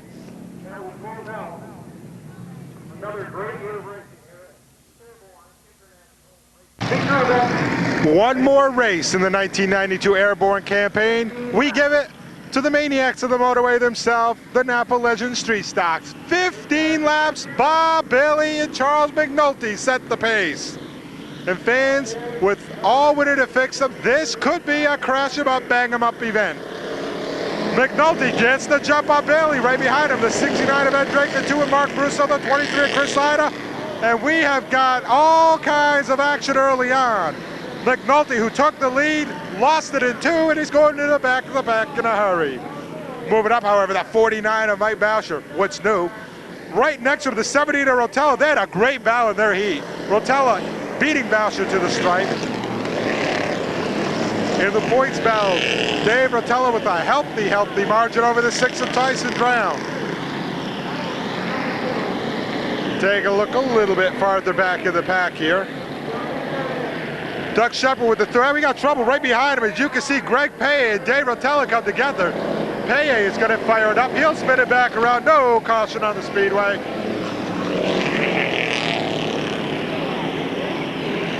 These guys are really letting it hang loose. I'll tell you, a lot of metal being exchanged early on.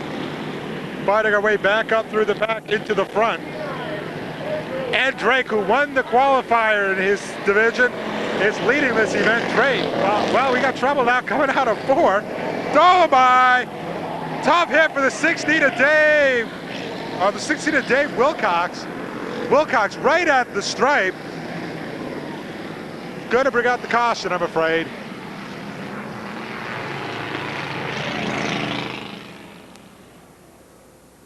Mark Brusso take him to the green, and Bob Bailey already finding a way to lose positions as he spins it to the infield. Well, Bob Bailey using the infield pit lane, if you will. Meanwhile, back up front, Drake leading Brusso and Mike Boucher. Boucher could be the man on the move. He's probably going to get retaliation for losing the heat race with Joe Rotella.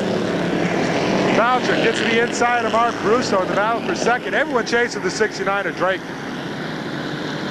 Working his way up through the pack right here. Take a look at the 74 of Dan Benoit.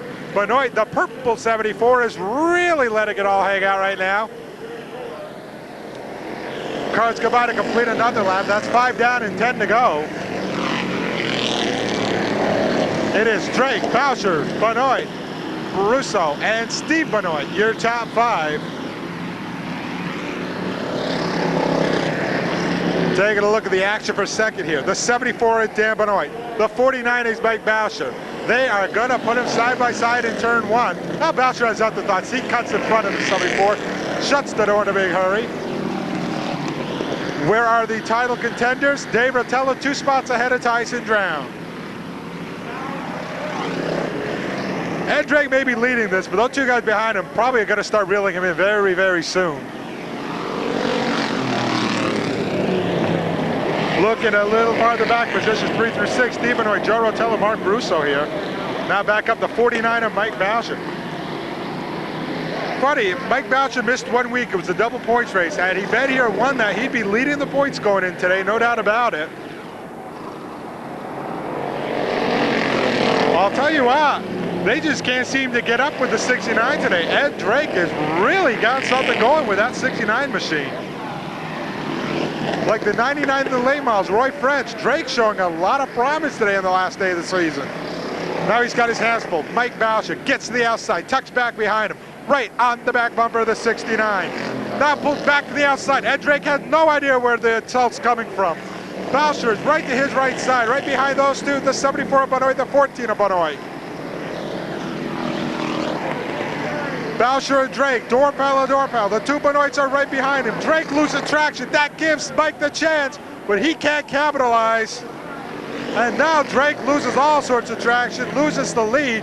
May lose second, and Dan Benoit is coming up on his right. Boucher's the leader. Drake is second for how long? And Dan Benoit takes the 74 to the high groove. The 14 of Steve Benoit would love to follow through, but he's not really in contention yet. There's the contact. Drake and Dan Benoit taking each other for a ride in the infield. Tricky, they're going to come right out in front of the field here. Joe Rotella losing traction. The only casualty, the 17 of Joe Rotella. Tough break for Joe. Had nothing to do with it, but get taken out when Ed Drake and Dan Benoit do-si-do, and they do it again. Benoit drives into the side of the 69. Let's red flag the race and bring the 69 to 74 out for a demo derby, because that's what they're doing, but everyone else is paying the price.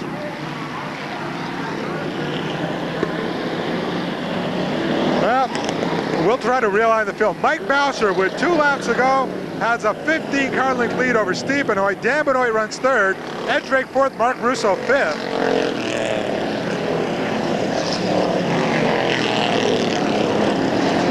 I'm surprised it hasn't got even more wild than this. These guys usually let it all hang out. They got all winter to fix it, but Benoit and Drake putting on a show for everyone. White flag is out. The last lap of the 92 season for Mike Boucher.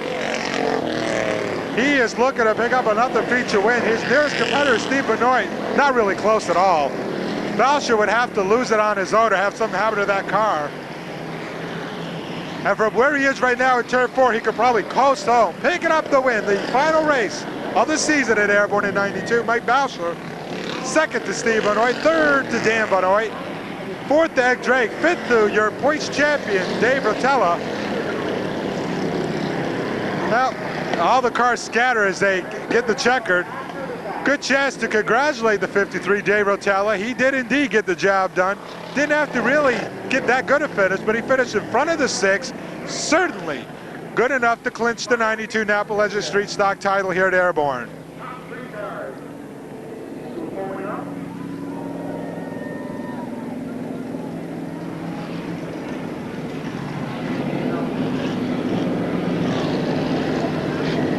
Once again, getting a look at the 92 champion in this division, Dave Rotella in the 53. Dave had a healthy margin coming in over the 6 of Tyson Drown. Had a good day overall. That's all he really needed. He didn't indeed clinch the title. Tyson couldn't really do too much except hope that Dave broke early and he could win the race, and that obviously did not happen.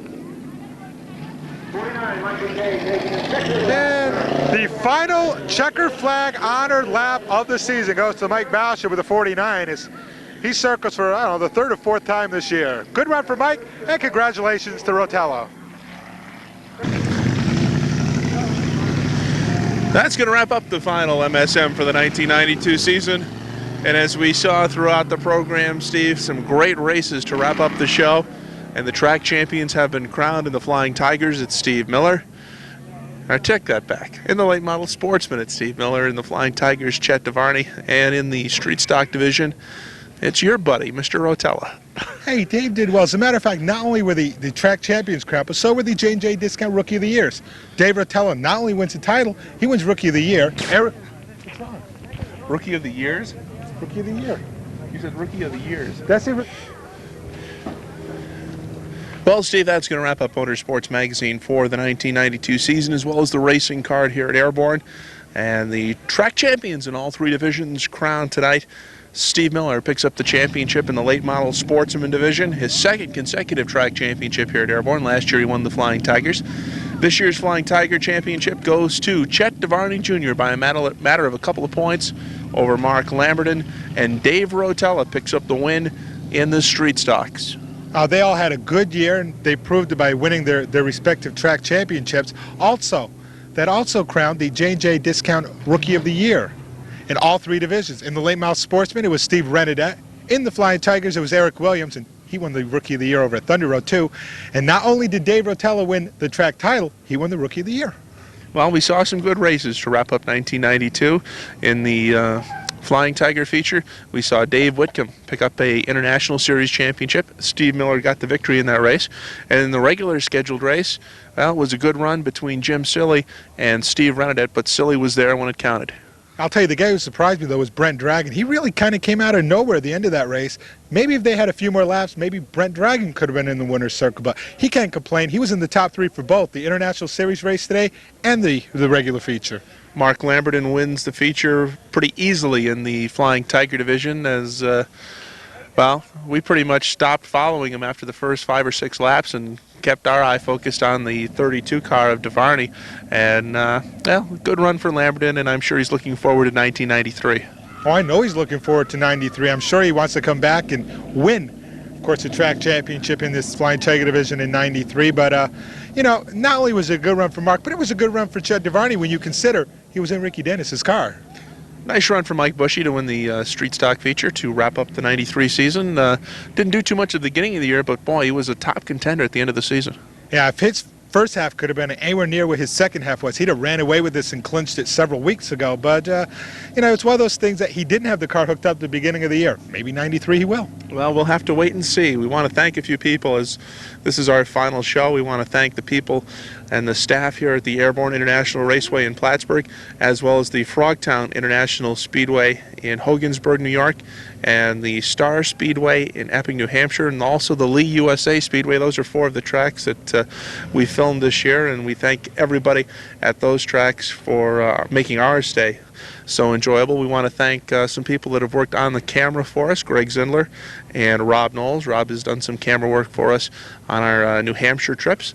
And we want to thank Steve Hayes for his race calling. At least you got the numbers right this year. This guy is always on my case about it, fans. I mean, he picks on me because sometimes I forget what position someone in. Don't worry, we'll get him straightened out by next season, okay?